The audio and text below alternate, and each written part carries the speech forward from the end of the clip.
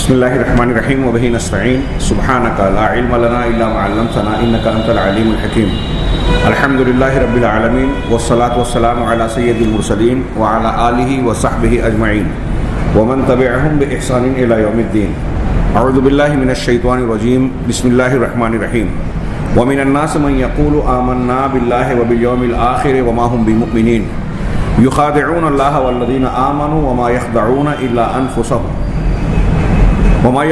الا انفسهم وما يشعرون في قلوبهم مرض فزادهم الله مرضا ولهم عذاب علیم بما كانوا يكذبون۔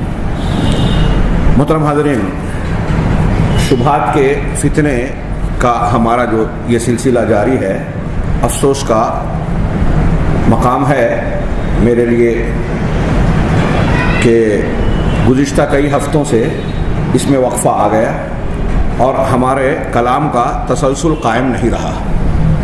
اس سلسلے میں باہر کے سامعین کی طرف سے شکایت بھی موصول ہوتی رہی۔ میں معذرت خواہ ہوں، لیکن یہ جو وقفات یا فترات پیش آئے، یہ بعض سفر کی بنیاد پر اور بعض اسباب کی بنا پر ایسا ہوا۔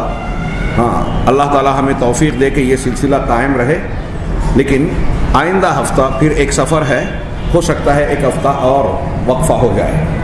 بہرحال یہ شبہات کے فتنے، مجھے اس بات پر انتہائی خوشی ہے کہ اس کا جو مقصد تھا کہ شبہات سے متعلق جو ہمارے گرد و پیش اور موجودہ دور کے ماحول میں بہت عام ہوتے جا رہے ہیں، اور بہت سارے مسلمان سادہ لوح نوجوانوں کو، اور ان میں ایک ایسا طبقہ اور بڑی تعداد ہے جو دین کے تعلق سے خلوص اور اخلاص کا جذبہ رکھتے ہیں، لیکن دین کے شعور کے سلسلے میں دھوکہ کھا جاتے ہیں۔ یعنی بعض فتنوں سے جو اسلام کے رنگ میں پیش آتے ہیں اور حقیقت میں وہ فتنے ہیں، اس سے دھوکہ کھا کر اس کے پیچھے چل پڑتے ہیں۔ اس بات کی نزاکت کو، سنگینی کو اور اہمیت کو مجھے ایسا محسوس ہوتا ہے، اللہ قبول فرمائے، کہ اس پروگرام کے ذریعے سے بعض لوگوں نے محسوس کیا۔ اللہ تعالیٰ ہمیں دنیا اور آخرت میں اس پروگرام کے ذریعے فائدہ دے، برکت دے اور اخلاص عطا فرمائے۔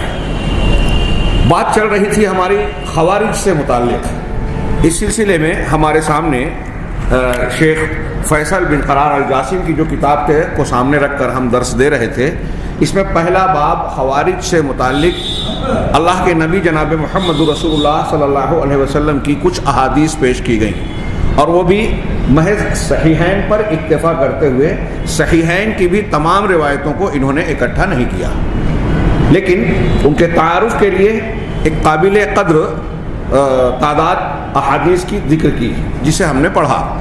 پھر اس کے بعد سمع و طاعت، ولاۃ امور، مسلمانوں کے جو ذمہ داران ہوں ان کی سمع و طاعت سے متعلق کچھ حدیثوں کو پیش کیا، جو ہم نے پچھلے دروس میں جانی اور پڑھی، اور اس سلسلے کی بعض وضاحتوں کو جو آج کے زمانے میں عام طور سے لوگوں کو سمجھنے میں بڑی دقت ہوتی ہے کہ اس کا انطباق دوسرے ملکوں میں کیسے کیا جائے، آج کون سا ملک مسلم ہے، وہاں رہنے والے کس طریقے سے اس کا انطباق کریں، اس کو فٹ کریں، چسپاں کریں، اور سمع و طاعت کا وہاں کیا حکم ہوگا۔ ہم ہندوستان میں رہتے ہوئے کسی دوسرے مسلم ملک کے جو ہمارے رہنما ہیں، اولو الامر ہیں، ان پر تنقید کرنا، ان کی مخالفت کرنا، یہ ہمارے لیے کہاں تک درست ہے؟ اس پر تھوڑا سا کچھ اشارات حسب ضرورت کیے گئے، اور بتایا گیا کہ آج اگر روئے زمین پر میں نے عرض کیا تھا کہ مسلمانوں کی حکومت کہیں قائم ہے جیسے سعودی عرب، جہاں قرآن و سنت کو دستور کی حیثیت حاصل ہے، اگر وہاں کچھ ایسی چیزیں دکھائی بھی دیتی ہیں جو اصول کے خلاف ہے یا ہمیں غلط نظر آتی ہیں شرعی قوانین کے اعتبار سے، تو اس کا طریقہ اصلاح کا وہی اختیار کرنا چاہیے جو شریعت نے بتایا ہے۔ حکومت کے خلاف ہم فیس بک پر، واٹس ایپ پہ، اخبارات میں، جرائد میں، جلسوں میں تقریریں کریں، بیانات پیش کریں، ہمارے یہاں بہت سارے لوگ اس طرح کی قابلیت کا مظاہرہ کرتے ہیں۔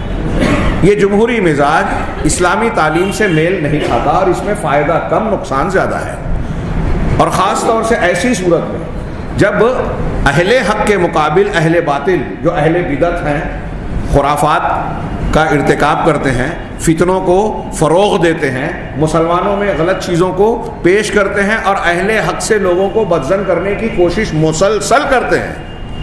یہود و نصارہ اور دشمنان دین کے ساتھ ساتھ وہ لوگ جو اسلامی ڈھانچے کے اندر داخلی ڈھانچے میں داخل ہیں، وہ بھی اہل حق کو نشانہ بناتے ہیں اور مخالفین کے آلہ کار بنتے ہیں۔ اب اس میں اگر اہل حق ان کے پروپیگنڈے سے، ان کی شور و ہنگامے سے متاثر ہو کر ایسے لوگوں کی آواز میں آواز ملاتے ہیں تو وہ شعوری یا غیر شعوری طور پر حق کے خلاف باطل کا ساتھ دیتے ہیں۔ آج اس شعور کی اچھوں کو ضرورت ہے۔ دعوت و تبلیغ کا کام کرنے لگے ہمارے ہاں بہت سارے لوگ، وہ علماء ہوں غیر علماء ہوں، ہاں دیکھتے ہیں کہ عوامی رجحان اور مزاج یہ ہے، وہ یہ چاہتے ہیں، اس اعتبار سے گفتگو اور بات کرنے لگتے ہیں۔ جیسے دین میں بدعات خرافات کو اس طریقے سے فروغ ملتا ہے، ایسے ہی اہل حق کو اس طرح سے کمزوری اور اہل باطل کو قوت حاصل ہوتی ہے۔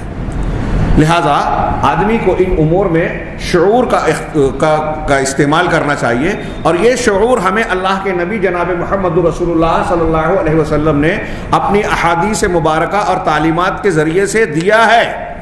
میں نے اس سے پہلے کئی مرتبہ بتایا کہ خوارج کی جو صفات علامات بیان کی ہیں، اس میں آپ غور کیجئے کہ ایک طرف اللہ کے رسول صلی اللہ علیہ وسلم بیان کرتے ہیں کہ ان کی قرآن کی تلاوت کو، ان کی نماز کو، ان کے روزوں کو جب تم دیکھو گے تو اپنی تلاوت، اپنی نماز، اپنے روزوں کو کمتر سمجھو گے، حقیر جانو گے، لیکن ان کی نماز، ان کا روزہ، ان کا اتنا زبردست معاملہ دین کا بظاہر ہوگا، دکھاوا، لیکن وہ دین سے اس طرح نکل جائیں گے جیسے تیر شکار کو چھید کر نکل جاتا ہے۔ اس پر غور کیجیے، ظاہر سے اس طریقے سے متاثر نہ ہوں، منہج دیکھیں، طریقہ کار دیکھیں، عقیدہ دیکھیں، جو کاروائیاں اور حرکتیں ہو رہی ہیں یہ دیکھیں کہ اسلام اور مسلمانوں کو اس سے کتنا فائدہ ہو رہا ہے، کتنا نقصان ہو رہا ہے۔ اگر صحیح آدمی سے غلطی ہو رہی ہے تو اس کی اصلاح کی کوشش کی جائے، اس کے خلاف محاذ کھڑا نہ کیا جائے، اور اگر غلط آدمی سے کچھ صحیح حرکت ہو رہی ہے تو اس کی تعریف کے پل نہ باندھے جائیں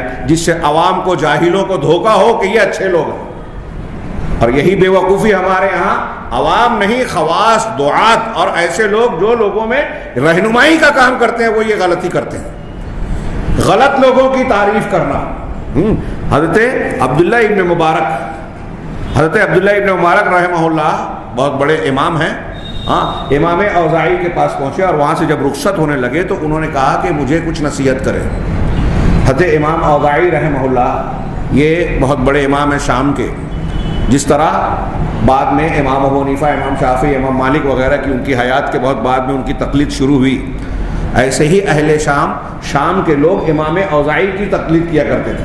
بعد میں یہ چیز اتنی جو ہے زندہ نہیں رہی، اور یہ چار ائمہ کی تقلید زندہ رہی اور باقی لوگوں کی ختم ہو گئی۔ یہ امام اوزاعی رحمہ اللہ اتنے زبردست شخصیت ہیں۔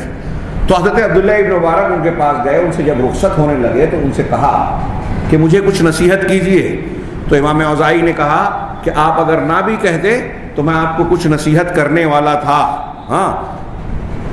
لیکن کیونکہ اگر آپ طلب نہیں کرتے، مطالبہ نہیں کرتے، تب بھی میری یہ خواہش اور ارادہ تھا کہ میں آپ کو نصیحت کروں۔ کیوں نصیحت کروں؟ امام اوزاعی آگے جملہ بیان کرتے ہیں، اس لیے کہ آپ نے میرے سامنے ایک ایسے شخص کی بہت زیادہ تعریف و توصیف کی تھی جو امت کے خلاف تلوار اٹھانے کو صحیح مانتے ہیں، صحیح سمجھتا ہے۔ عبداللہ ابن مبارک رحمہ اللہ کو امام اوزاعی رحمہ اللہ کہہ رہے ہیں کہ آپ نے میرے سامنے ایک ایسے آدمی کی بڑی تعریف و توصیف کی جو امت کے خلاف تلوار اٹھانے کو صحیح سمجھتا ہے، اس لیے میں نصیحت کرنا ہی چاہتا تھا۔ آپ غور کیجئے، جو امت کے خلاف تلوار اٹھانے کو صحیح سمجھتا ہے وہ ظاہر سی بات ہے کہ یہ خارجیت کی صفت ہے۔ اب حضرت عبداللہ ابن مبارک تعریف کر رہے ہیں، اس کا مطلب یہ کہ وہ اس کے اندر کچھ اچھائیاں، خوبیاں دیکھی ہوگی تبھی کی۔ امام اوزاعی اس پر ان کو ٹوک رہے ہیں کہ ایسے آدمی کی تعریف نہیں کرنی چاہیے جو اس طریقے کا ارادہ، اس طریقے کا تصور اور عقیدہ رکھتا ہے۔ تو حضرت عبداللہ ابن مبارک نے پوچھا پھر آپ نے اس وقت مجھے نصیحت کیوں نہیں کی؟ تو انہوں نے کہا کہ میرا ارادہ تھا، میں پہلے سے چاہتا تھا کہ آپ کو نصیحت کروں گا۔ یہ عبداللہ ابن امام احمد امام احمد بن حنبل کے بیٹے کی جو کتاب السنہ ہے اس میں انہوں نے یہ واقعہ نقل کیا ہے۔ اب آئیے اس تناظر میں اس تمہید کے بعد کہ ہمارے سامنے یہ چیزیں اللہ کے نبی صلی اللہ علیہ وسلم کے فرامین اور یہ تعلیمات اصول کے طور پر ہونی چاہیے، ہاں، کہ ہم کسی کو اچھا یا برا سمجھنے یا لوگوں میں بیان کرنے کے لیے یہ دیکھیں کہ وہ صحیح منہج والا ہے یا نہیں ہے۔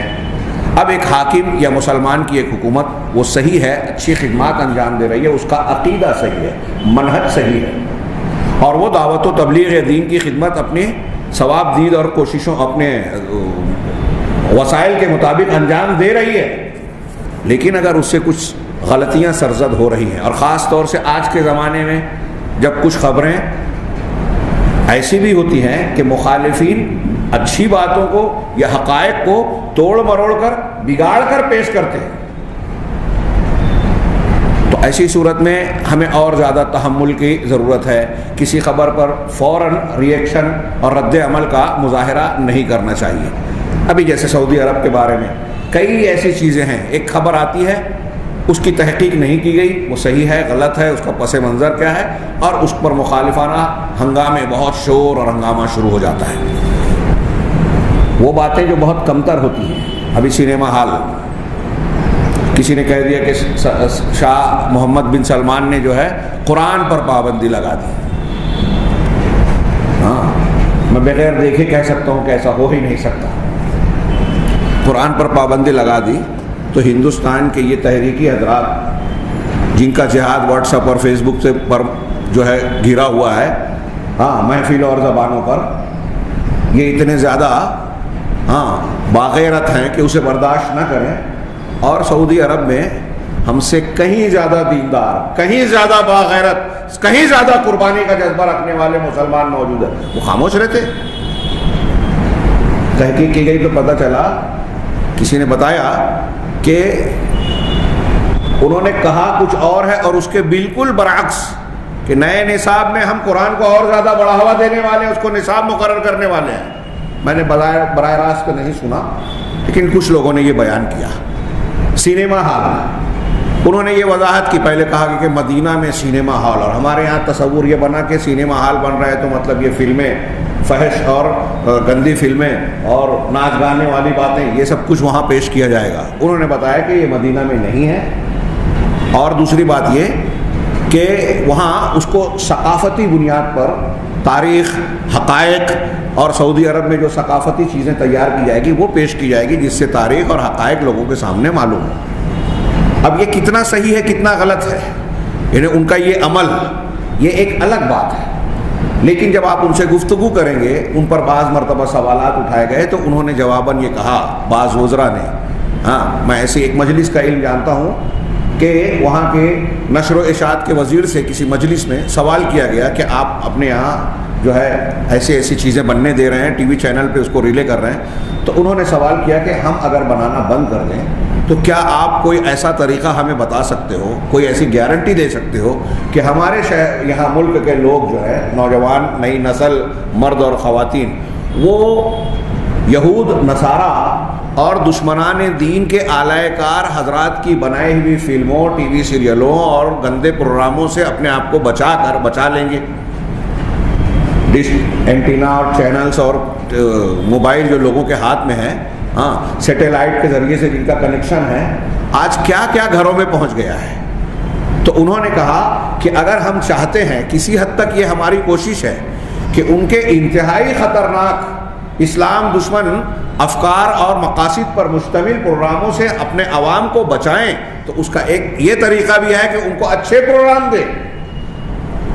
آپ اگر یہ گارنٹی لیتے ہو کہ ہمارے پروگرام بند کر دیں ہم، اور وہ ان چیزوں سے پرہیز کرنے لگیں گے، تو ہم اس کو چھوڑ دیتے ہیں۔ لوگوں میں خاموشی چھا گئی۔ تو اہل حکومت اور اہل اختیار کے یہاں کچھ مسائل، کچھ مجبوریاں، کچھ ایسے پہلو ہوتے ہیں کہ اگر وہ پہلو ہمارے سامنے نہ ہو تو ان کا وہ عمل بالکل بالکلیہ غلط نظر آتا ہے، اور اگر وہ پہلو ہم سامنے رکھیں تو اس کے جواز کا کچھ پہلو نظر آتا ہے۔ اگر پورے طریقے سے صحیح نظر نہ بھی آئے تو بے حکمت تو نظر نہیں آتا۔ تو اس میں کلام کی گنجائش ہے، گفتگو کی جا سکتی ہے، لیکن ایک طرف آپ ثقافتی سینما ہال بنانے پر اتنا شور و ہنگامہ، اور آپ جن ملکوں کی تائید کرتے ہیں، حمایت کرتے ہیں، ترکی، ایران، مصر، فلاں اور فلاں، وہاں ننگی فلمیں بن رہی ہیں، رقص و سرود کی محفلیں ہو رہی ہیں، سودی کاروبار کھلے عام دھڑلے سے ہو رہا ہے، وہاں پورا یورپی سماج کلچر اختیار کیا جا رہا ہے، سارے قمار خانے چل رہے ہیں، قہبہ خانے چل رہے ہیں، اس پر آپ خاموشی ہیں۔ اور ان چیزوں سے بڑھ کر سب سے بڑی بات یہ کہ ان ملکوں میں جن کا میں نے نام لیا، کھلے عام شرک اور کفر کی باتیں ہو رہی ہیں، بدعت کا دورہ ہے۔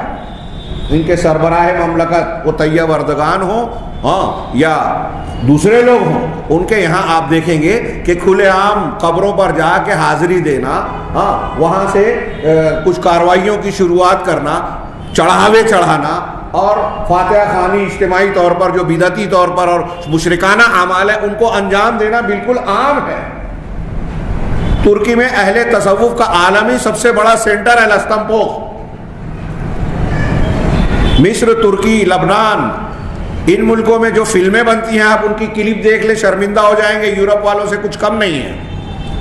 اس پر کوئی اعتراض نہیں، گویا یہ اعتراض کرنے والے بھی جانتے ہیں کہ دین اگر کہیں ہے تو وہ سعودی عرب میں ہے، وہاں اگر کوئی چیز انحراف کی ہوتی ہے تو ان کو دکھ ہوتا ہے، باقی تو سب دین سے دور ہے ہی اولا، یہ کہنا چاہتے ہیں نہیں، لیکن وہاں جب تعریف کریں گے تو ایسے جیسے طیب اردگان اور قطر کے فلاں اور فلاں جو ہے وہ امیر المومنین ہیں، ان کی اتباع کی جائے۔ جو شرک کر رہے ہیں کھلا کھلا، سب سے بڑا اختلاف ہمارے یہاں یہ بھی شعور نہیں ہے کہ کن چیزوں پر سمجھوتا کرنا ہے، کن کو نظر انداز کرنا ہے، کن کو نہیں کرنا ہے۔ قدر اختلاف، آداب اختلاف جانتے نہیں ہیں اور دین کے لیے میدان میں کود گئے۔ شرک، کفر، بدعات، خرافات، دین کو بگاڑنے والی جو بات ہے نا، یہ کسی بھی طریقے سے قابل قبول اور قابل سمجھوتا نہیں ہے۔ اس معاملے میں ہمارے یہاں بڑے بڑے دعات و مبلغین خاموش رہتے ہیں۔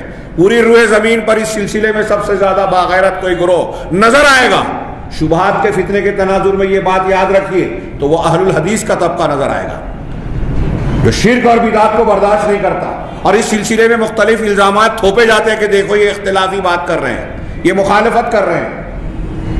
اگر یہ اختلافی بات ہے تو معاف کیجئے گا، یہ انبیاء کرام علیہم الصلاۃ والسلام کے منہج اور ان کی سنت پر چلنے کا راستہ ہے، ان کا راستہ ہے انبیاء کرام کا، صحابہ کرام کا۔ کسی نبی نے شرک اکبر تو دور، شرک اصغر بھی اپنے سامنے ہوتا ہوا کبھی برداشت نہیں کیا، فوراً ٹوکا، روکا، منع کیا، سختی سے مخالفت کی۔ ہم اس سے سمجھوتا کریں اور چھوٹی موٹی باتوں کو جو ہے واویلا مچائیں کہ دیکھو یہاں انحراف ہو رہا ہے، بات تھوڑی طویل ہو گئی لیکن غیر اہم نہیں تھی۔ تو میں اس تناظر میں آپ خوارج کی علامتیں سامنے رکھیے، اور پھر یہ جو روایتیں پیش کی گئیں کہ ان کی کیا صفات اور خوبیاں یا اوصاف بیان کیے گئے ہیں، ہو سکتا ہے کہ کچھ لوگوں میں عقیدے اور کے تمام اوصاف اس طریقے سے پائے نہ جائیں جس طرح خوارج میں ہوتے ہیں۔ آگے ہم کتاب میں پڑھیں گے کہ خارجیت کے کچھ اوصاف آج بہت پائے جاتے ہیں، پوری اسلامی تاریخ میں اس کے نمونے ملتے ہیں، خروج کیا گیا، بعض اہل حق نے بھی کیا، اور آج کے دور میں خارجیت کے کیا نمونے موجود ہیں، یہ ہماری اس کتاب کے آخر میں ہے جو کئی ہفتوں کے بعد شاید ہم پہنچ سکیں۔ آئیے یہ دیکھیں کہ خارجی کسے کہا جاتا ہے۔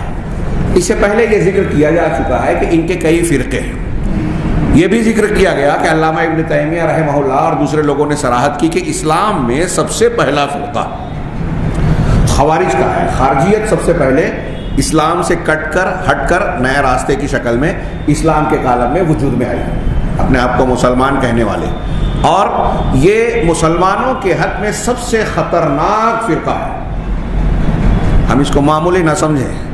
یہ جو عالم اسلام میں آج خارجیت کے جو نمونے پائے جاتے ہیں نا، تحریکیت کی شکل میں اور دوسری شکلوں میں، مسلمانوں کو کافر کہنے والے، فتوی بازی کرنے والے، حکام کے اوپر کھلے عام اعتراض کرنے والے، ان کو قتل کر دینے کا فتویٰ دینے والے، یہ اللہ کے نبی صلی اللہ علیہ وسلم کے فرامین ہم پڑھ چکے ہیں کہ شر الخلق والخلیقہ، خوارج کو کہا کہ یہ مخلوق میں اور اخلاق میں سب سے برے بدترین لوگ ہیں۔ نبی صلی اللہ علیہ وسلم کا فرمان غلط ہو سکتا ہے کیا؟ یہ اوصاف امت کو سب سے زیادہ نقصان پہنچانے والے اور آج بہت عام ہے۔ شر الخلیق خلق والخلیقہ، ایسے ہی آپ نے یہ نہیں کہا کہ اگر وہ تم سے مل جائیں تو ان کو سختی سے قتل کرو، قوم عاد کی طرح قتل کرو، جس طرح عاد کی قوم کو اللہ نے پوری طریقے سے جڑ سے اکھاڑ دیا، نیست و نابود کر دیا، ایسے ان کو بھی ختم کر دو۔ کیوں؟ آگے ہم اپنی کتاب میں شاید وہ اس درس میں نہیں اگلے درس میں آپ آئے، علامہ ابن تیمیہ نے اس کی وجہ بتائی کہ صرف بغاوت، صرف محاربین کو جس طرح قتل اور قتال کرنے کا حکم دیا گیا اس طرح نہیں ہے۔ ہمارا اگلا عنوان ہے، میں بات کو سمیٹوں، کافی وقت چلا گیا، کہ الفصل الثالث فی تعریف الخوارج، خوارج کی تعریف میں تیسری فصل۔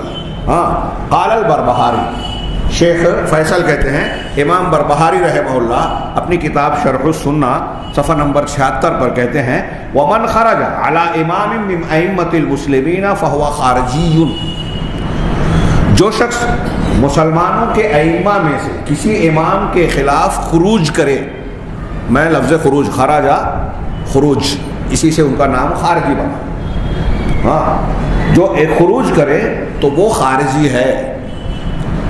یہ گویا ایک تعریف کی، الگ الگ علماء نے ان کی الگ الگ تعریف کی، ان کے کچھ اوصاف کو مد نظر رکھتے ہوئے۔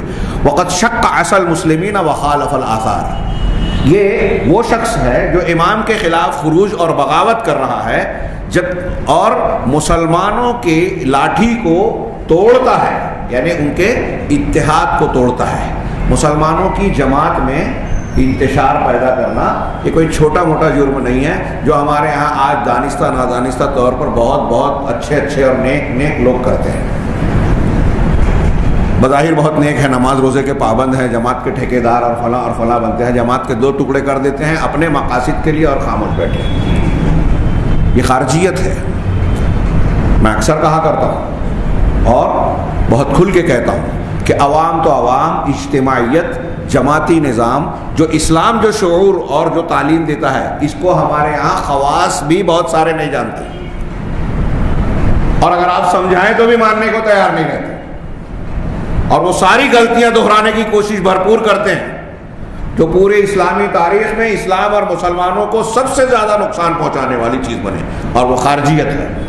تو بھائی یہاں انہوں نے کہا کہ جو مسلمانوں کے اتحاد کو پارا پارا کرے اور جس نے آثار احادیث کی مخالفت کی، وَمِيتَتُهُ مِيتَةُ الجاہلیہ، اس کی موت جاہلیت کی موت ہوگی، اسلام کے پہلے والی جو حالت تھی اس انداز کی موت۔ یہ امام بربہاری رحمہ اللہ نے فرمایا۔ امام آجری کتاب الشریعہ میں کہتے ہیں، والخوارج هم الشراۃ الانجاس الارجاس، کہ خوارج یہ شراۃ ہیں، گندے اور پلید لوگ، قرآن حدیث کی روشنی میں کہہ رہے ہیں۔ اور شراۃ اس کا ترجمہ عام طور سے لوگ کرتے ہیں خریدار،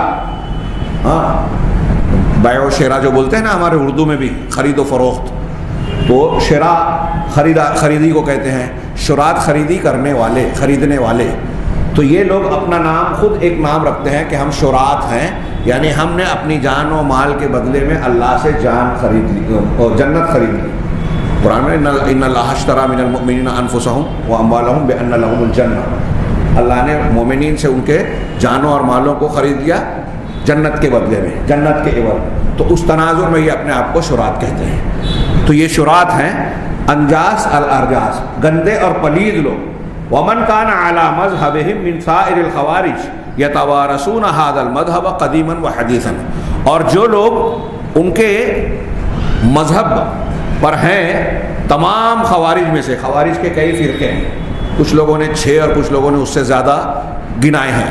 ایک کا تذکرہ اس سے پہلے ہم کر چکے ہیں، ازارقہ، نافع بن ازرق کے جو ہے ماننے والے، خراسان میں یہ لوگ ظاہر ہوئے تھے، عراق کے علاقے میں، اور انہوں نے بھی مسلمانوں کا قتل عام کیا، جس میں عورتوں بچوں کسی کو نہیں بخشا۔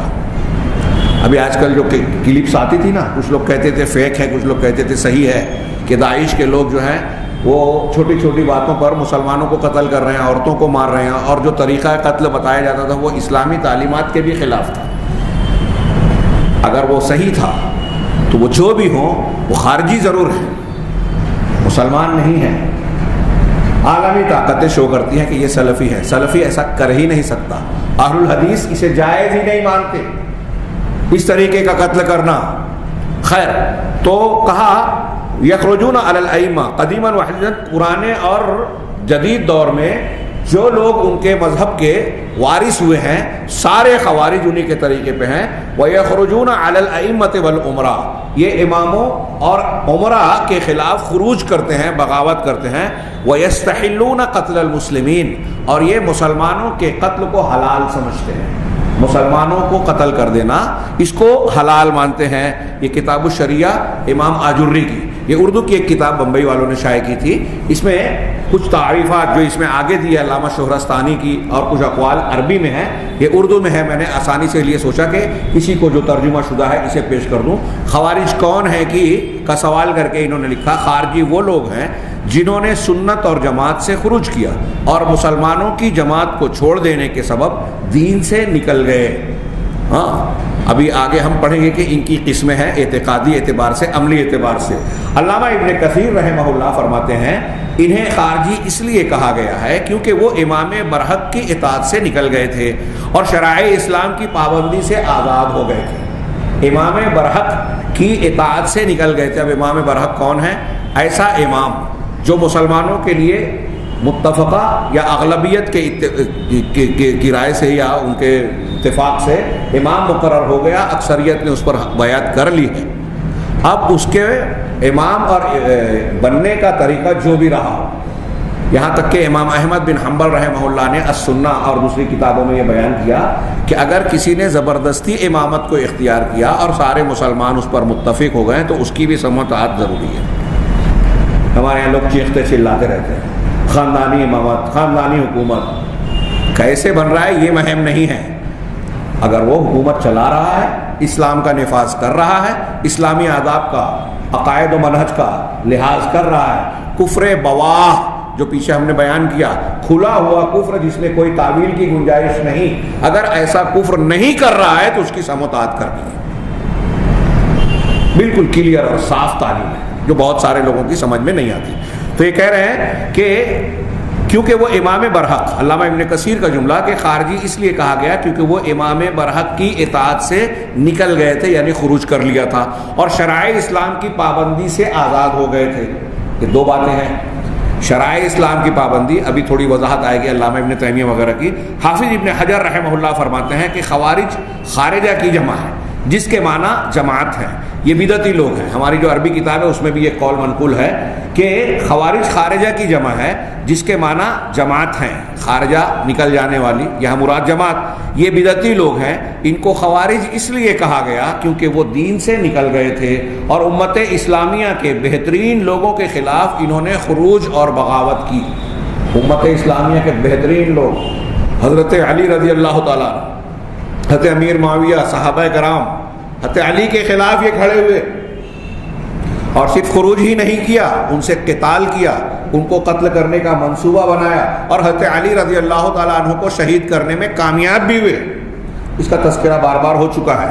ہاں آگے ہم بڑھتے ہیں کہ انہوں نے کہا,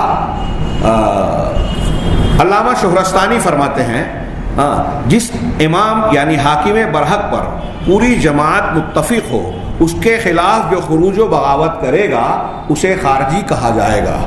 خواہ یہ بغاوت و خروج صحابہ کرام کے زمانے میں ائمہ راشدین کے خلاف ہو یا ان کے بعد تابعین اور ہر زمانے کے مسلم حکمرانوں کے خلاف. یہ دیکھیے علماء کی الگ الگ تشریحات سے خارجیت کے جو ہے خد و خال ہمارے سامنے واضح ہو رہے ہیں. اور آگے جب ہم یہ جانیں گے کہ آج کے زمانے میں خارجیت کی شکلیں کس جگہ یا کس شکل میں پائی جاتی ہے, تو یہ تعریفات جو قرآن و حدیث کی روشنی میں اخذ کی گئی ہیں اس سے ہم کو مدد ملے گی سمجھنے میں. تو کہتے ہیں کہ یہ خلفائے راشدین کے زمانے میں خروج ہو جیسے حضرت علی رضی اللہ تعالیٰ عنہ کے خلاف کیا گیا, یا بعد کے زمانوں میں اگر مسلمان کوئی حاکم ہے اس کی حکومت قرار پا چکی ہے اور یہ اس کے خلاف بغاوت کر کے مسلمانوں کے اتحاد کو توڑتا ہے, اس میں رخنہ اندازی کرتا ہے, تو وہ خارجی شخص یا خارجی گروہ کہلائے گا. یہ الملل والنحل سے منقول ہے. علامہ ابن عبد البر رحمہ اللہ فرماتے ہیں کہ خوارج وہ لوگ ہیں جنہوں نے کتاب اللہ کی تعویل کر کے مسلمانوں کے خون کو حلال کیا, انہیں گناہوں کے سبب کافر قرار دیا, ان کے خلاف تلوار اٹھائی اور ان کی جماعت کے مخالفت کر کے حائضہ عورت پر نماز کو واجب قرار دیا. ان کے نزدیک شادی شدہ زانی پر رجم نہیں ہے. یہ کچھ مسائل بھی آ گئے علامہ ابن عبد البر کے یعنی کی تشریح میں، جو آگے ہم تعریف پڑھیں گے کہ انہوں نے کئی منکر کو معروف اور کئی معروف کو منکر بنا دیا، شریعت کے احکامات میں تبدیلی کی. تو انہوں نے حائضہ عورت پر نماز کو واجب قرار دیا جبکہ اس کی رخصت ہے. ناپاکی کی اس حالت میں نماز اور روزہ موقوف ہوتا ہے. روزے کی قضا شریعت نے مشروع کی ہے لیکن نماز کو معفو عنہ قرار دیا حالت حیض میں. ان کے نزدیک شادی شدہ زانی پر رجم نہیں ہے، جیسے آج کل ہمارے ہاں کچھ عقل پرست و منکرین حدیث اس کا اعلان کرتے ہیں، تو گویا وہ اس معاملے میں خارجیت کے موافق ہیں، بلکہ اسے حد کے طور پر 100 کوڑے مارے جائیں گے شادی شدہ زانی کو، جو حدیث کے خلاف ہے. ان کے خیال میں صرف بہنے والا پانی یا بہت زیادہ اکٹھا پانی ہی انہیں پاک کرے گا. اس کے علاوہ اور بھی بہت سی چیزیں ہیں جن میں انہوں نے مسلمانوں کی جماعت کی مخالفت کی. مسلمانوں کی جماعت کی مخالفت کی. یہ بنیادی باتیں تھیں، ائمہ مسلمین سے بغاوت کرنا اور مسلمانوں کی جان و مال کو حلال سمجھنا. اور ایک ایمانی طور پر جو اسی ضمن میں حلال سمجھنے کے ضمن میں ہم جانتے ہیں وہ یہ کہ گناہ کبیرہ کا اگر کسی نے ارتکاب کیا تو خوارج اس کے بارے میں یہ عقیدہ رکھتے ہیں اہل سنت والجماعت کے خلاف، قرآن و حدیث کی بے شمار دلیلوں کے خلاف، کہ وہ آدمی اسلام سے خارج ہو جائے گا، کافر ہو جائے گا، اسی حالت میں مر گیا تو جہنم میں جائے گا اور جہنم سے کبھی نہیں نکلے گا. کوئی مطلب مثال کے طور پہ والدین کی نافرمانی گناہ کبیرہ ہے. اب ایک آدمی والدین کا نافرمان ہے یا نافرمانی کرتا ہے، جھوٹ بولنا گناہ کبیرہ ہے. ایک آدمی نے جھوٹ بولا، جھوٹ کی جو قسمیں کبیرہ گناہوں میں ہے اس کا ارتکاب کیا، تو خوارج اس کو فتویٰ دیں گے کہ یہ اسلام سے نکل گیا، اس کو جان سے مارا جا سکتا ہے، اس کا مال حلال ہے، اور اگر اسی حالت میں جھوٹ سے توبہ کیے بغیر مر گیا تو جہنم سے کبھی بھی نہیں نکلے گا. کتنی قرآن و حدیث کی کتنی دلیلوں کے خلاف ان کا یہ موقف ہے. کہہ رہے ہیں جن میں انہوں نے مسلمانوں اس طرح دین میں انہوں نے نئی نئی چیزیں پیدا کر کے دین سے اس طرح نکل گئے جیسے تیر شکار کے پار نکل جاتا ہے. الاستذکار علامہ ابن عبد البر کی یہ کتاب ہے. خوارج سب سے پہلا فرقہ ہے جس نے اپنے باطل عقائد، فاسد مناہج اور ظلم و جور کی تلوار کے ذریعے مسلمانوں کی جماعت کے خلاف خروج و بغاوت کی. علامہ ابن تیمیہ فرماتے ہیں کہ اسلام کے اندر سب سے پہلی جو بدعت پیدا ہوئی، سب سے پہلی بدعت وہ خوارج کی بدعت ہے. مجموع الفتاوی سے یہ منقول ہے. آپ مزید فرماتے ہیں اہل بدعت میں سب سے پہلے جو لوگ مسلمانوں کی جماعت سے الگ ہوئے وہ خوارج تھے. خوارج مسلمانوں کے لیے ہر چیز سے زیادہ، یہ جملے ذہن نشین رکھیں، خوارج مسلمانوں کے لیے ہر چیز سے زیادہ مضر اور نقصان دہ ہیں. وہ اس امت اسلامیہ کے لیے ہر زمانے میں مصیبت و بلا کا مصیبت اور کانٹا بنے مصیبت و بلا اور کانٹا رہے ہیں. ان کی مذمت، ان سے متنبہ کرنے اور ان کو قتل کرنے کے حکم کے سلسلے میں تواتر سے احادیث آئی ہیں، بلکہ ان سے زیادہ برا اور شر والا اور کوئی نہیں ہے. نبی صلی اللہ علیہ وسلم فرماتے ہیں شر قتل تحت ادیم السما، یہ آسمان کے نیچے بدترین مقتول ہیں، جن کو قتل کیا جائے ان میں یہ بدترین لوگ ہیں. علامہ ابن تیمیہ فرماتے ہیں کہ اس حدیث کو ذکر کرنے کے بعد فرماتے ہیں یعنی یہ مسلمانوں کے لیے غیر مسلموں سے بھی زیادہ برے ہیں. غور کرنے کی بات، یہ مسلمانوں کے لیے غیر مسلموں سے بھی زیادہ خطرناک ہیں. یہ جو تحریکیت کے نام پر آج جو بغاوت، اسلامی حکومتوں کے خلاف، علماء کے خلاف فتویٰ، ہمارے یہاں جو لوگ ہیں نا القاعدہ والے، داعش والے اور اس طرح کے ان سے متاثرین، ان کے ہم فکر ہم خیال لوگ، آپ اگر ان کی کتابیں چھانیں آج کی تاریخ میں تو آپ کو ملے گا کہ یہ علماء اور حکام کو کہتے ہیں کہ یہ کافر ہو گئے، مرتد ہو گئے. ہمارے ہاں جس گروہ پر پابندی ہے وہ جماعت اسلامی سے نکلے اور جماعت اسلامی کو بھی مرتد کہتے ہیں. آپ القاعدہ کے جو افراد، کبار افراد ہیں، ان کی تحریریں نیٹ پر بہت سی چیزیں مل جائے گی ان کے یہاں، دیکھیں گے تو شیخ ابن باز، علامہ البانی، اور سعودی اور عالم اسلام کے کبار علماء جو اہل سنت والجماعت ہیں ان کو یہ کافر کہتے ہیں. حیض و نفاس کے علماء کہہ کے ان کی تحقیر کرتے ہیں، ان کو حکومت کا اعلی کار، عمیل، ایجنٹ اور نہ جانے کیا کیا نام دیتے ہیں. یہ سب خارجیت ہے. یہ مسلمانوں کو قتل کرتے ہیں، کافروں کا ساتھ دیتے ہیں. عراق، شام میں یہ قتل عام کر رہے ہیں اہل سنت کا. اسرائیل اور ایران میں ان کا علاج ہوتا ہے، ان کو مدد ملتی ہے۔ ایمن الظواہری کے خطوط جو نیٹ پر تھے اس میں یہ بات واضح تھی کہ اپنے ارکان کو وہ کہتا ہے کہ ایرانیوں کو نقصان نہ پہنچائے، وہ ہمارا محسن ہے۔ ہاں، اسرائیل کے دوا کے ہاسپٹلز میں ہمارے مجروحین کا علاج ہو رہا ہے۔ بتائیے یہ کون سے دین کے خادم ہیں کہ جن کو یہود جو ہے جن کی خدمت کرتا ہے، ہاں، اور ان کے لیے سب سے بڑے دشمن سلفی اہل الحدیث۔ کیا تانے بانے سمجھ میں نہیں آتے؟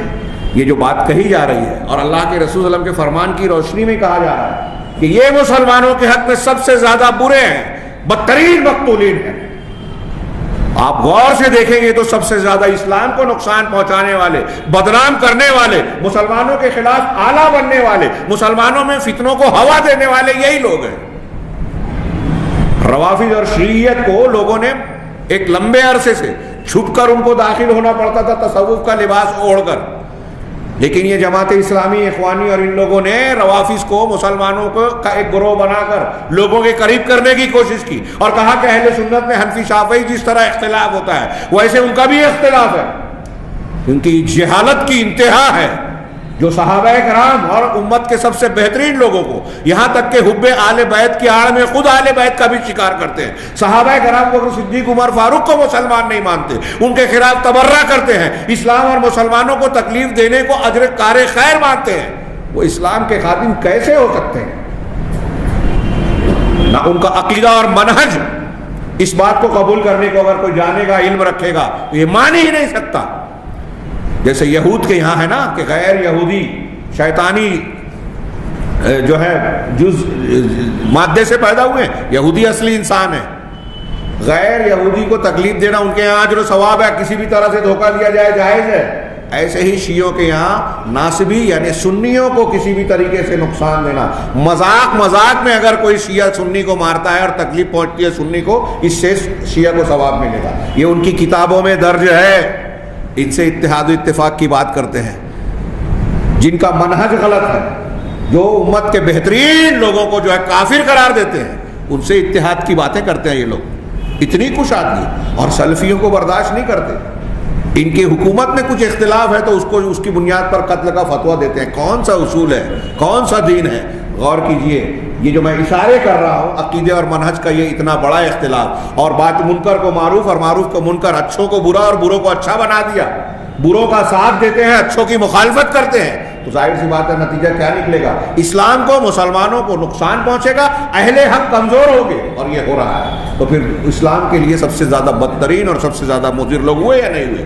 تو یہ کہہ رہے ہیں کہ علامہ ابن تیمیہ شر و قتل تحت ادیم السما، یہ جو حدیث رسول ثابت شدہ حدیث کے ایک کا ایک ٹکڑا ہے، اس کے ضمن میں علامہ ابن تیمیہ فرماتے ہیں یعنی یہ مسلمانوں کے لیے غیر مسلموں سے بھی زیادہ برے ہیں، کیونکہ مسلمانوں کے حق میں ان سے برا کوئی نہیں تھا، نہ یہود اور نہ نصارہ۔ اس کی وجہ کیا ہے؟ اس کی وجہ یہ تھی کہ یہ ہر اس مسلمان کے قتل کی کوشش کرتے تھے جو ان کے عقائد و آراء سے متفق نہیں ہوتا۔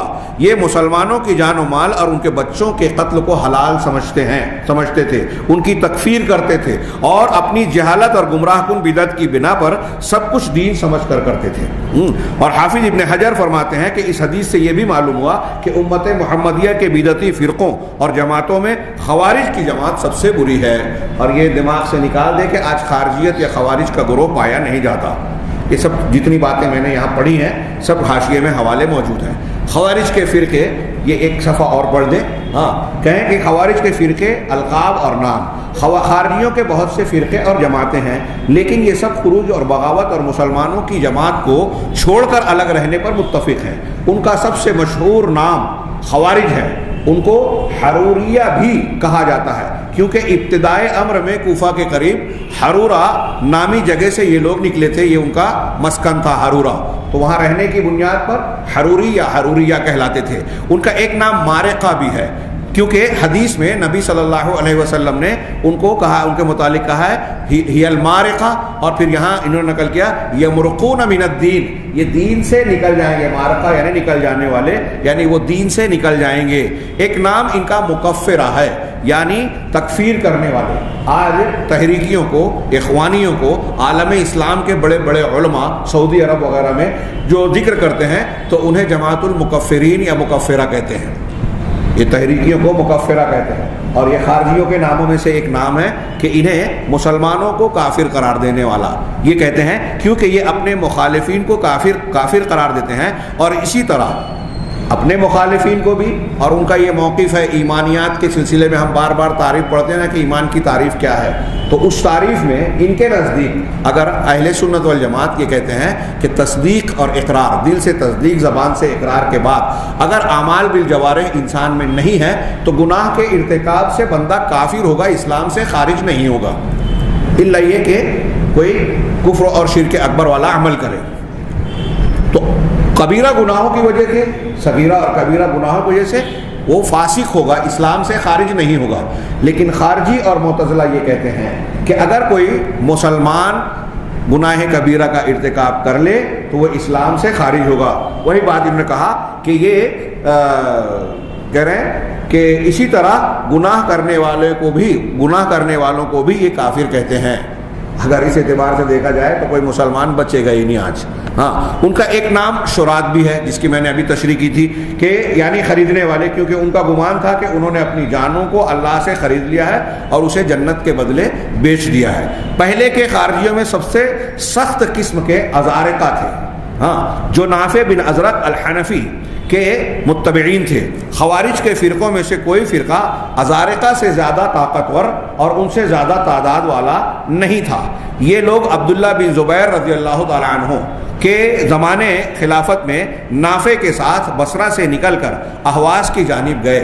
اہواز آج ایران کی زیر تسلط ہے. میں نے اس سے پہلے ذکر کیا کئی مرتبہ کہ کروڑوں سے زیادہ سنی عرب مسلمان وہاں بستے ہیں، لیکن 1924 سے ایران شیعوں کا اس پر قبضہ ہے اور ان کے خلاف بہت سخت گیری برتی جاتی ہے. ان علاقوں میں عربی پڑھنا پڑھانا ممنوع ہے، ابو بکر، عمر، عائشہ، حفصہ نام رکھنا ممنوع ہے، اور ایسی بہت ساری پابندیاں ہیں. اس کے آس پاس کے علاقوں، اہواز اور اس کے آس پاس کے علاقوں اور اس کے ماورا فارس اور کرمان کے شہروں پر قبضہ کر لیا، اور ان علاقوں میں عبداللہ بن زبیر رضی اللہ عنہما کے گورنروں کو انہوں نے قتل کر دیا. یہ ازارقہ خوارج کے تمام فرقوں میں سب سے زیادہ انتہا پسند تھے.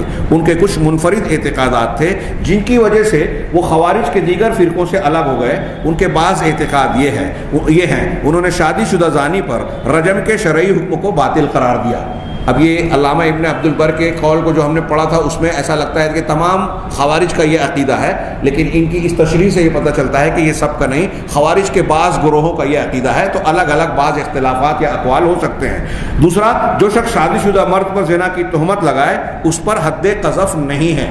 مرد کے لیے اگر الزام لگا رہا ہے تو اس پر حد قذف نہیں ہے. یہ بھی ان کی انفرادیت ہے. جو شادی شدہ عورت پر زنا کی تہمت لگائے اس پر حد قذف لگائی جائے گی. انہوں نے چور کا ہاتھ کندھے کے پاس سے کاٹا. یہ ہاتھ جو اللہ کے رسول نے بتایا کہ ہتھیلی سے کاٹا جائے گا نہیں بلکہ کندھے کے پاس سے، اور اس سزا کو انہوں نے ہر قسم کی چوری پر واجب کیا، خواہ چوری کیا ہوا مال کتنا ہی کم ہو، جبکہ اس کا ایک نصاب ہے.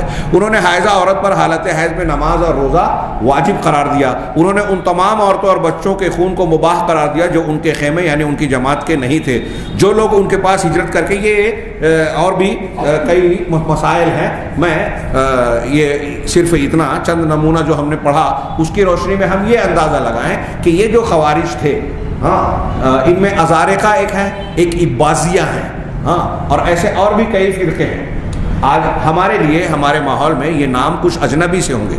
عربوں میں ان میں سے بعض نام جانے پہچانے جاتے ہیں، کچھ لوگ پائے جاتے ہیں. ہاں، مسقط، عمان وغیرہ کے علاقوں میں خوارج باقاعدہ پائے جاتے ہیں. اور دنیا کے عالم اسلام میں بعض اہل سنت کے درمیان، ہمارے اور آپ کے درمیان، خوارج کے کچھ اوصاف فروغ پا گئے. جمہوریت کے نام سے، بے باکی کے نام سے، اسلام اور دین کے تقاضوں کی جہالت کی وجہ سے. جیسا کہ میں نے اس سے پہلے کہا تھا کہ اگر ہم غور سے دیکھیں خارجی اوصاف اور ان کے خصوصیات کو تو ہمارے گھر گھر میں خارجیت کے عناصر اور اثرات نظر آئیں گے. پورے طریقے سے نہ ہو لیکن کچھ اثرات تو ضرور ہم اپنے گرد و پیش میں بھی پاتے ہیں. آگے ہم یہ عربی والی کتاب کو سامنے رکھتے ہیں.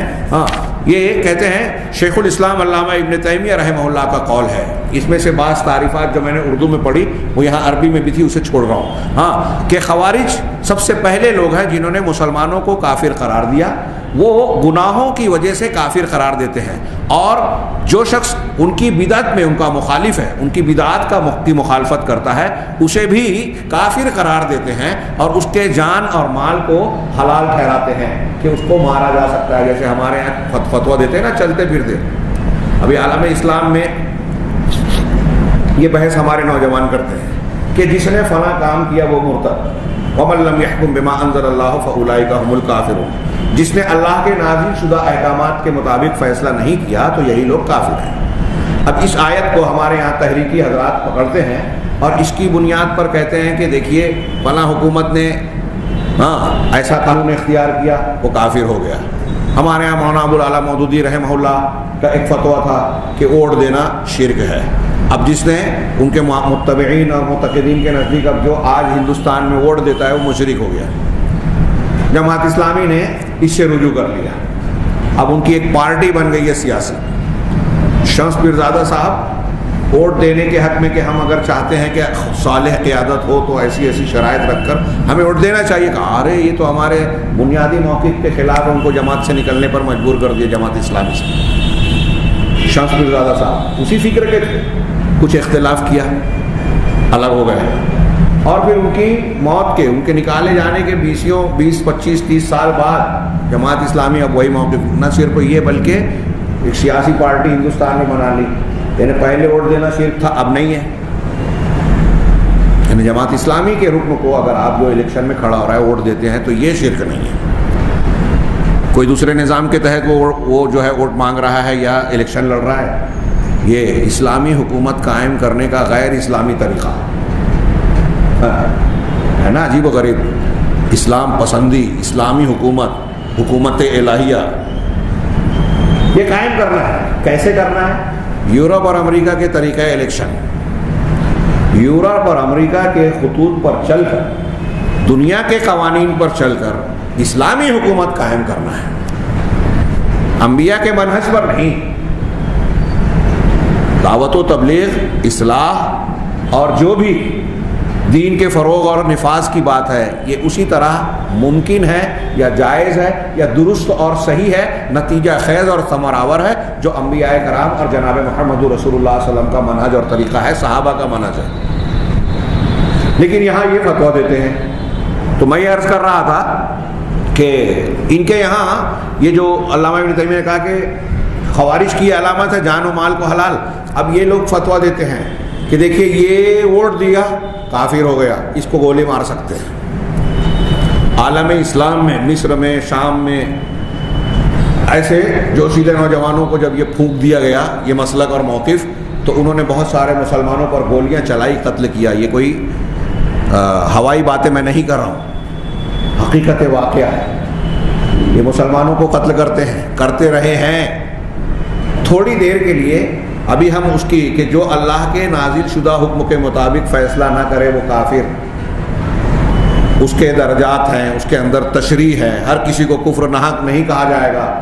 کسی کو کافر قرار دینے کے لیے جو آداب، شرائط، موانع ہیں، ان اصولوں کو ابھی چھوڑ بھی دیا جائے تھوڑی دیر کے لیے، مان لے کہ ان کی بات صحیح ہے. فرض کیجئے کہ ان کا کسی شخصیت کے بارے میں یہ قول اگر درست بھی ہو، کسی کو مان لیا جائے کہ اس نے کفر کا ارتکاب کیا ہے.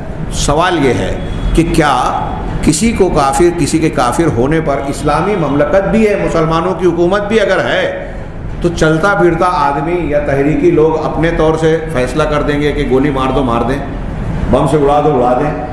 یہ جائز ہے؟ یہ شریعت اور دین کا طریقہ ہے؟ اگر یہ چیز جو حدود شرعیہ کے اعتبار سے، مثال کے طور پہ یہ کہا گیا کہ چور کا ہاتھ کاٹنا ہے. اب ایک آدمی نے چوری کی، لاکھوں کی چوری کی، ثابت بھی ہو گیا، ہم اور آپ چور کا ہاتھ کاٹ سکتے ہیں کیا؟ ہندوستانی حکومت میں نہیں. اگر سعودی عرب یا کہیں مسلمانوں کی حکومت ہے بھی، وہاں بھی آپ دیکھیے کہ ایک عام آدمی اگر کسی چور کو پکڑتا ہے تو وہ عام آدمی چور کو پکڑنے کے ساتھ اس کا ہاتھ کاٹ دے گا کہ اس نے چوری کی، اسلام کی حد یہی ہے، کاٹ دیا جائے. یعنی حد کے نفاذ کی طاقت اور اختیار کیا عوام اور عام لوگ رکھتے ہیں یا حکومت اور قاضی اور عدالت رکھتی ہے؟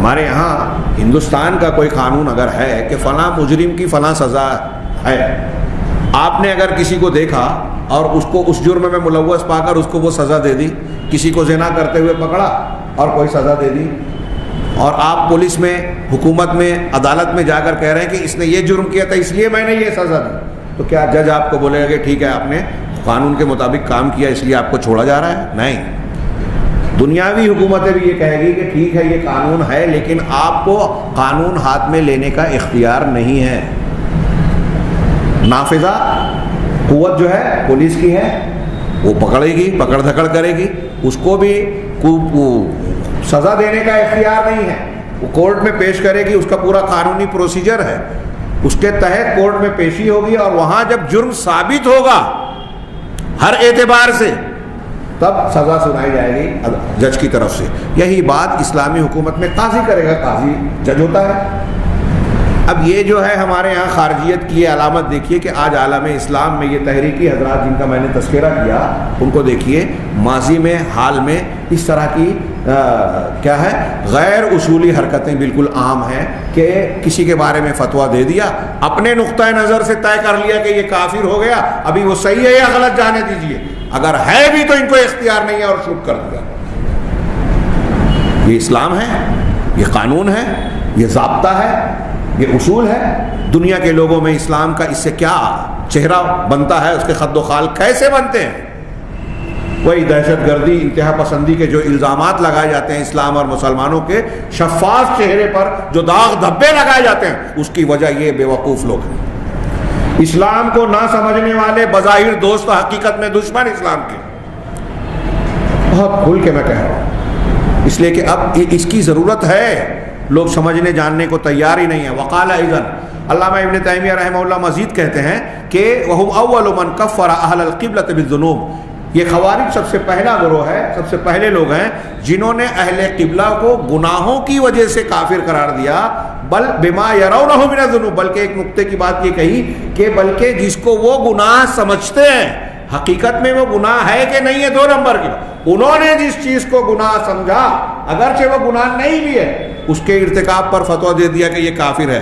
وَاسْتَحَلُّوا دِمَاءَ أَهْلِ الْقِبْلَةِ بِذَلِكَ، اور اس کی بنیاد پر اہل قبلہ کے جانوں کو انہوں نے حلال بنا لیا، جو میں نے ابھی بیان کیا کہ ہمارے یہاں بہت سے لوگ چلتے پھرتے فتویٰ دیتے ہیں کہ اس نے کفر کیا، اس کو گولی مار سکتے ہیں، اور مار دیا کچھ لوگوں نے۔ یہ خوارج کی علامت علامہ ابن تیمیہ نے بیان کی جو آج ہمارے یہاں بہت سارے لوگوں میں پائی جا رہی ہے۔ ہاں، وقال ولہم، اور علامہ ابن تیمیہ یہ بھی کہتے ہیں، ان کا ایک قول قدر تفصیل سے، کہ وَلَهُمْ خَاصَّتَانِ مَشْهُورَتَانِ، ان کی دو مشہور خصوصیات ہیں، فَارَقُوا بِهِمَا جَمَاعَةَ الْمُسْلِمِينَ وَأَئِمَّتَهُمْ، جس کی وجہ سے، ان دو خصوصیتوں کی وجہ سے وہ مسلمانوں کی جماعت اور مسلمانوں کے ائمہ سے الگ ہو گئے، جدا ہو گئے، ان کے مخالف اور باغی بن گئے۔ احدہما، پہلی خصوصیت، خروجہم عن السنہ، سنت سے ان کا خروج، اور وجعلہم ما لیس بسیئۃ سیئۃ، اور جو برائی نہیں ہے، سیئہ جو برائی نہیں ہے اس کو برائی قرار دے دینا، او ما لیس بحسنۃ حسنہ، اور جو اچھائی نہیں ہے اس کو اچھائی قرار دے دینا۔ یہ ایک خصوصیت ان کی کہ جو برا نہیں ہے اس کو برا کہہ دیا، جو اچھا نہیں ہے اس کو اچھا بنا دیا۔ وَهَذَا هُوَ الَّذِي أَظْهَرُهُ فِي وَجْهِ النَّبِيِّ صلی اللہ علیہ وسلم، اور یہی چیز انہوں نے نبی صلی اللہ علیہ وسلم کے روبرو، آپ کے مقابل، فی وجہ النبی، نبی صلی اللہ علیہ وسلم کے چہرے میں، یعنی آپ کے سامنے جو انہوں نے کھل کر ظاہر کیا، اس طریقے سے کہ ذوالخویسرہ التمیمی نے کہا اللہ کے نبی صلی اللہ علیہ وسلم سے، یہ حدیث ہم پڑھ چکے ہیں، اس کا ایک ٹکڑا نقل کیا، اللہ کے رسول نے مال غنیمت تقسیم کیا تو یہ ذوالخویسرہ نبی صلی اللہ علیہ وسلم کی شخصیت کو سامنے کیا کہتا ہے، اعدل فإنک لم تعدل۔ سرور کائنات جناب محمد رسول اللہ صلی اللہ علیہ وسلم سے کہہ رہا ہے یہ شخص گستاخ کہ آپ انصاف کیجئے، آپ نے انصاف نہیں کیا۔ حتی قال له النبی صلی اللہ علیہ وسلم، یہاں تک کہ نبی صلی اللہ علیہ وسلم نے اس کو جواباً کہا، وَيْلَكَ وَمَنْ يَعْدِلْ إِذَا لَمْ يَعْدِلْ، تیرا ستیہ ناس ہو، اگر میں انصاف نہ کروں تو پھر کون انصاف کرے گا؟ میں نے عدل سے اگر کام نہیں لیا تو کون عدل کرے گا؟ یہ ہمارے یہاں آج کل ہے نا، کچھ لوگ اس کو بہادری سمجھتے ہیں، اور میں تو دیکھتا ہوں کہ علماء پر، مسجد کے اماموں پر، مؤذنین پر کمزوروں کے خلاف تنقید کرنا، ان کے خلاف بہادری بتانا. لوگ شجاعت اور بہادری بتاتے ہیں. سیٹھ صاحب ہوں، طاقتور آدمی ہو، کوئی اثر رسوخ والا آدمی ہو تو دبک جاتے ہیں. یہاں مصلحت آ جاتی ہے، ساری بہادروں کے ساتھ میدان چھوڑ کے بھاگ جاتے ہیں. ہاں، علماء کے سامنے سب لوگ بہادر ہیں. تنقید کرنے میں ہمارے یہاں بہت ہے. یہ تنقید والا مزاج دیکھیے ذوالخویسرہ کی خصوصیت ہے. آپ کی قابلیت، یہ اس کی بھی قابلیت تھی. ہاں، صحیح غلط خود نہیں سمجھ رہے ہیں اور جو ہے اعتراض کر رہے ہیں. اب نبی صلی اللہ علیہ وسلم سے اعتراض کیا ذوالخویسرہ تمیمی نے، اعدل فإنک لم تعدل. اللہ کے نبی صلی اللہ علیہ وسلم نے جواب دیا کہ اگر میں انصاف نہیں کرتا تو پھر کون کرے گا؟ ہاں، لقد خبت و خسرت، یہ حدیث پہلے گزر چکی ہے اور اس میں ہم نے بتایا کہ خبت و خسرت اور خبت و خسرت دونوں پڑھنا صحیح ہے، دونوں کا معنی درست ہوگا کہ میں جو ہے ناکام اور نقصان اور گھاٹے سے دو چار ہو جاؤں گا اگر میں نے انصاف نہیں کیا. اور خبت و خسرت پڑھے تو معنی یہ کہ اگر میں نے انصاف نہیں کیا تو تیرا بڑا دھوکہ اور ناکامی ہے کہ تو مجھ کو نبی مان رہا ہے، میری اتباع کر رہا ہے. تو ایسے نا انصافی کرنے والے انسان کی اگر تو اتباع کر رہا ہے تو تیرا نقصان ہے. تو یہ نقصان جانتے ہوئے کیسے میرے پیچھے چل رہا ہے؟ دونوں معنی لوگوں نے کیا علماء نے کہ میں ناکامی اور نقصان سے دو چار ہو جاؤں گا اگر میں نے انصاف نہیں کیا. ہاں، حدیث کو پہلے ہم پڑھ چکے ہیں، پھر اس کو ڈیش ڈیش کرنے کے بعد کہتے ہیں الی قولہ، یہاں تک کہ علامہ ابن تیمیہ کہتے ہیں کہ الفرق الثانی فی الخوارج و اہل البدع. خوارج اور اہل بدعت میں، اہل بدعت اور بھی ہیں لیکن خوارج اور اہل بدعت میں دوسرا فرق جو ہے کہ انہم یکفرون بالذنوب والسیئات، کہ یہ خوارج جو ہیں گناہوں اور سیئات کی بنیاد پر کافر قرار دیتے ہیں. وَيَتَرَتَّبُ عَلَى تَكْفِيرِهِمْ بِالذُّنُوبِ اسْتِحْلَالَ دِمَاءِ الْمُسْلِمِينَ وَأَمْوَالِهِمْ، اور ان کے گناہوں کی بنیاد پر مسلمانوں کو کافر ہو قرار دینے پر یہ حکم بھی مرتب ہوتا ہے. یعنی وہ لوگ اس کو ترتیب دیتے ہیں کہ مسلمانوں کے جانوں اور ان کے مالوں کو حلال قرار دے دیں، اور نتیجے کے طور پر وہ کہتے ہیں کہ وہ جہاں رہتے ہیں وہ دار حرب ہے اور ان کا مسلمان جہاں رہتے ہیں وہ دار الحرب ہے. یعنی ایسا ملک اور علاقہ جن سے جنگ مسلمانوں کو کرنی چاہیے، اور یہ خوارج جہاں رہتے ہیں وہ دار اسلام ہے.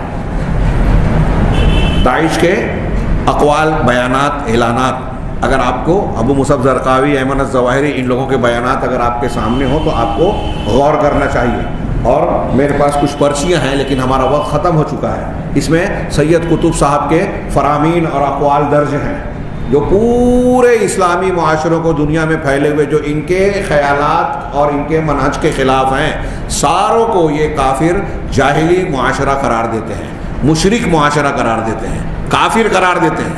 ہاں، اور یہی چیزیں جو خوارج کی جو بیان کی گئی اس کو وہ بھی بیان کر رہے ہیں. اور جب یہ کافر مشرک اور مخالف ہوئے تو ان سے حالت جنگ ہے. اب وہاں بم دھماکہ کرنا، گولیاں چلانا اور بغیر کسی تمیز کے کسی کو قتل کر دینا، مار دینا ان کے یہاں جائز ہوا. کہتے یہ لوگ ہیں خارجیت پسند، تحریکیت والے. اور الزام پھر اس یہ سب کچھ کرنے کے بعد الزام ڈالا جاتا ہے عالمی طاقتوں کی طرف سے سلفیت پر، اہل الحدیث پر.